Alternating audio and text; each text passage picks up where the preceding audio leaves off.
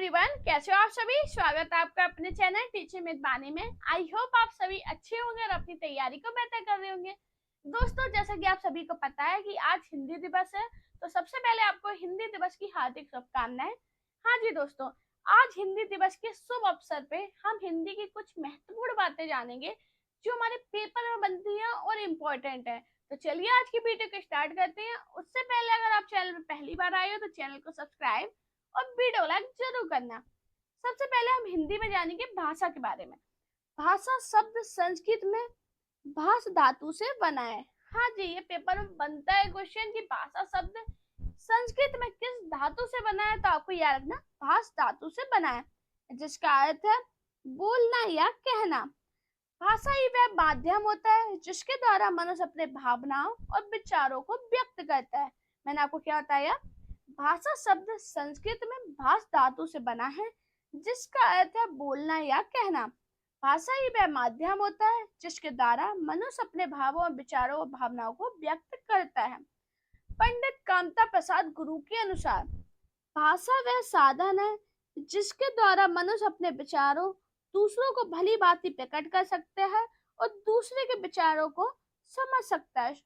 मैंने आपको क्या बताया, कामता प्रसाद गुरु कहते हैं कि भाषा ही वह माध्यम होता है, वह साधन है जिसके द्वारा मनुष्य अपने विचारों को दूसरे सामने प्रकट कर पा रहा है और दूसरा उसकी बातों को समझ पा रहा है।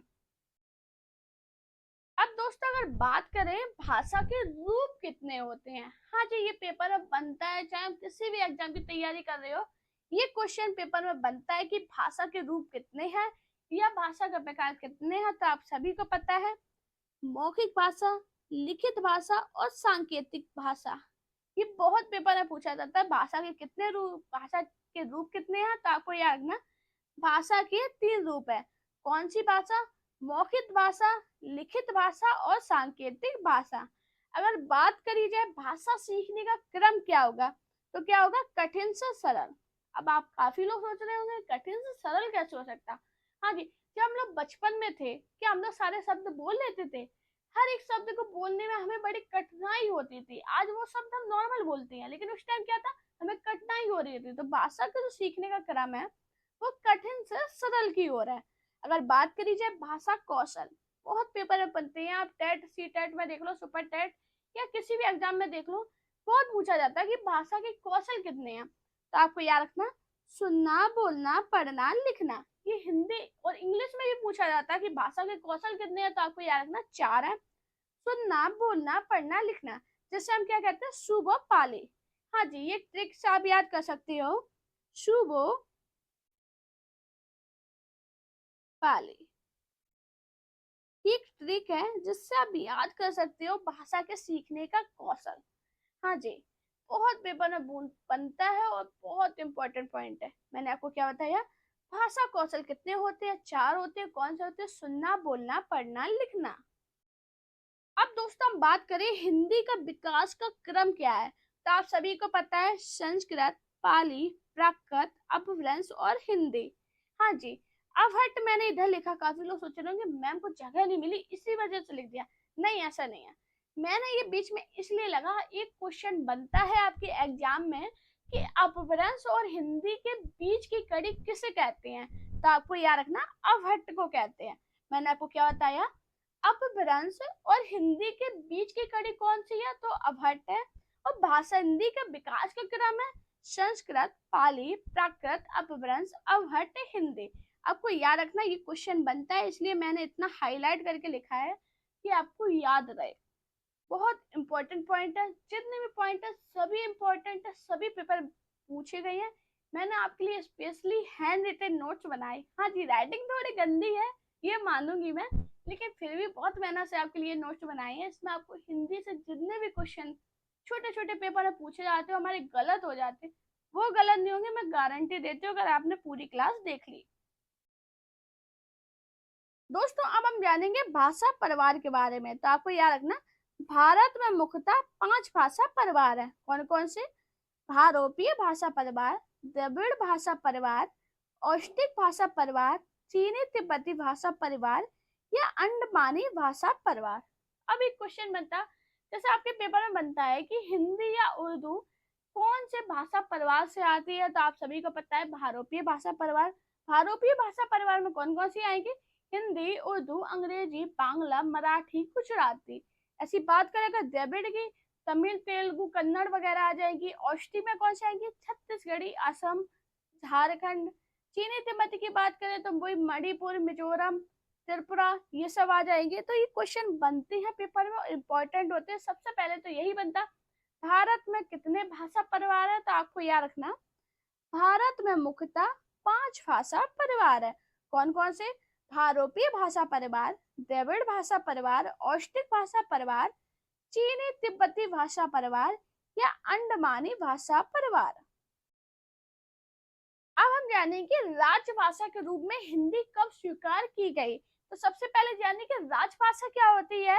तो राजभाषा का सामान्य अर्थ है राजकाज की भाषा। हाँ जी, राजभाषा क्या होती है? जो राजकाज की भाषा होती है इसी हम क्या कहते हैं? राजभाषा। राज्य या प्रशासन की भाषा को राजभाषा कहा जाता है। राजभाषा के माध्यम से ही हम समस्त प्रशासनिक कार्य संपादित होते हैं। अब भारत में जो राजभाषा है हिंदी बनी, वो कैसे बनी थी हम इसे जानेंगे। 14 सितंबर 1949 को हिंदी को संविधान द्वारा भारत की राजभाषा घोषित किया गया। इसलिए अब 14 सितंबर को प्रत्येक वर्ष हिंदी दिवस के रूप में मनाया जाता है। हाँ जी, आपको याद रखना, जो 14 सितंबर को हम हिंदी दिवस मनाते हैं वो किस वजह से मनाते हैं? क्योंकि 14 सितंबर 1949 को हिंदी को संविधान द्वारा भारत की राजभाषा घोषित किया गया था, जबकि 26 जनवरी 1950 को हिंदी को प्रथम भारत की राजभाषा के रूप में संवैधानिक मान्यता प्रदान की गई। अच्छा, संवैधानिक मान्यता कब प्राप्त की गई? 26 जनवरी 1950 को। और राजभाषा घोषित कब किया गया था? 14 सितंबर 1949 को। दोस्तों, आपको दोनों सन याद रखनी है, सन से बहुत क्वेश्चन बनता है, मोस्ट इंपोर्टेंट पॉइंट है। मैंने आपको क्या बताया? 14 सितंबर 1949 को राजभाषा के लिए घोषित किया गया और संवैधानिक मान्यता 26 जनवरी 1950 में मिली। अब बात करें, हिंदी भाषा को देवनागरी लिपि में लिखा गया। आप सभी को पता होगा कि हिंदी भाषा को किस लिपि में लिखा गया? तो देवनागरी लिपि में। अब ये लिखी कैसी जाती है? तो आपको याद रखना, बाएं से दाएं लिखी जाती है। हाँ जी, पेपर में एक क्वेश्चन बनता है कि देवनागरी लिपि कैसे लिखी जाती है? तो बाएं से दाएं लिखी जाती है। देवनागरी लिपि अक्षरात्मक है। मैंने आपको क्या बताया? देवनागरी लिपि अक्षरात्मक है और ये बाएं से दाएं लिखी जाती है। दोस्तों, अब हम जानेंगे विश्व हिंदी सम्मेलन, जिससे बड़े क्वेश्चन बनते हैं। हिंदी सम्मेलन कब हुआ, कहाँ पे हुआ, बहुत पूछा जाता है। सबसे पहले आपको याद रखना, जो हिंदी सम्मेलन है ये 12 हुए थे। कितने हुए थे? 12। और 12 आपको याद करने पड़ेंगे, क्योंकि कोई भी पूछा जा सकता कि सम्मेलन कब कहाँ हुआ था, तो आपको याद रखना। सबसे पहला जो सम्मेलन है वो नागपुर, भारत में हुआ था। कब हुआ था, किस वर्ष हुआ था? तो 10 से 14 जनवरी 1975 में। अगर बात करें, जो दूसरा सम्मेलन है वो कहाँ हुआ था? तो मॉरिशस में हुआ था, पोर्ट लुइस में। कब हुआ था? 1976 में। हाँ, जिसकी सन याद रखने, सन से ही क्वेश्चन बनता है। डेट मैंने आपको नॉलेज के लिए बता दी कि बाई चांस अगर क्वेश्चन बन जाए तो आपका गलत नहीं होना चाहिए। अब आप दोस्तों, आपको याद रखना, जो मॉरिशस है इसमें हिंदी बोलते हैं। अब बात करें तीसरा कब हुआ था? 1983 में हुआ था। कहाँ हुआ था? भारत में।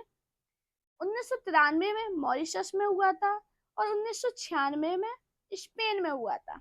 1999 में लंदन में। अब हम ये पांचों फिर से रिपीट करेंगे। मैंने आपको क्या बताया?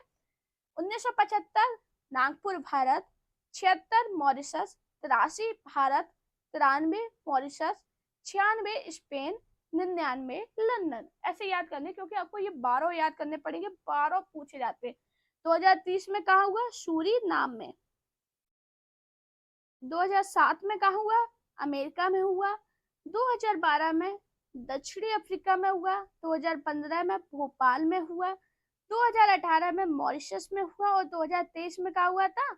कहाँ पे हुआ था? जल्दी बताओ। फिजी में हुआ था। आपको याद रखने, सबसे पहले तो भारत के तो याद रखने ही है, वो तो भूलने ही नहीं है कैसे भी करके।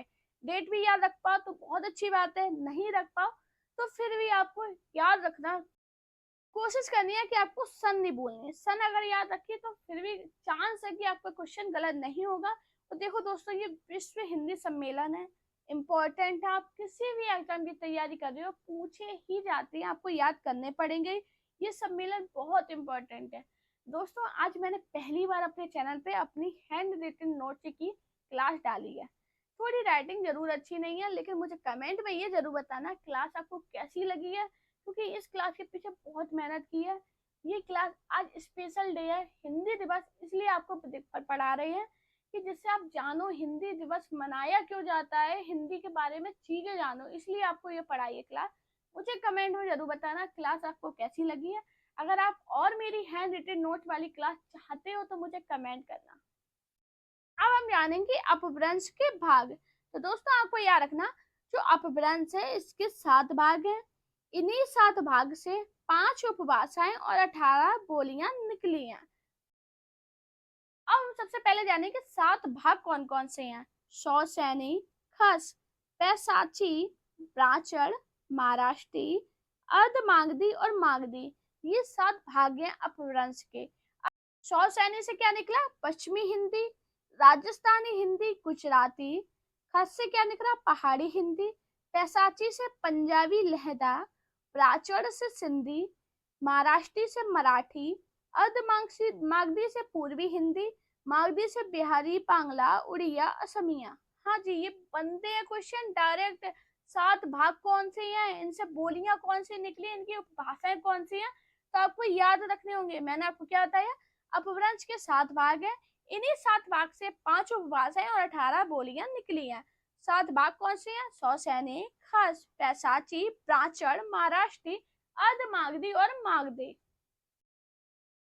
अब बात करें इनसे कौन सी भाषाएं निकली हैं, तो पश्चिमी हिंदी, राजस्थानी हिंदी, पहाड़ी हिंदी, पूर्वी हिंदी और बिहारी हिंदी किससे निकली हैं? अपभ्रंश के भाग से ये 5 उपभाषाएं निकली हैं। अब हम जानेंगे पश्चिमी हिंदी में कौन कौन सी भाषाएं आती हैं। खड़ी बोली या कौरवी, ब्रजभाषा, कन्नौजी, बुंदेली, पंगारू, ये किससे निकली है? पश्चिमी हिंदी से। अगर बात करें जो राहुल साकेत्यान है, इन्होंने खड़ी बोली को कौरवी कहा है, इसलिए आपको याद रखना खड़ी बोली या कौरवी किससे निकली है? पश्चिमी हिंदी से। अब बात करें राजस्थानी हिंदी, इससे क्या निकली? मारवाड़ी, मेवाती, जयपुरी या मालवी, ये किससे निकली है? राजस्थानी हिंदी से। बिहारी हिंदी से क्या निकली? मगही, मैथिली, भोजपुरी। पूर्वी हिंदी से कौन सी निकली? अवधी, बघेली, छत्तीसगढ़ी। पहाड़ी हिंदी से क्या निकली? गढ़वाली और कुमाऊनी। हाँ जी दोस्तों, ये इम्पोर्टेंट है। जितने भी आज की क्लास में मैंने आपको पढ़ाया सभी इम्पोर्टेंट है और सभी याद करने वाला है। ऐसा कोई भी पॉइंट नहीं है जो समझने वाला था। मुझे जहां लगा कि आपको समझाना चाहिए, मैंने सबको समझाया है। जरूर बताना क्लास की कैसी लगी है, क्योंकि आज हमारी पहली हैंड रिटन क्लास थी। अगर आप ऐसी क्लास और चाहते हो पढ़ना, तो मुझे कमेंट जरूर करना कि मैम हैंड रिटन नोट्स से भी पढ़ाया करो, तो मैं आपको पढ़ाऊंगी। बाकी अपना प्यार और सपोर्ट चैनल पे बेकार बनाए रखिए। Thank you guys for watching this video.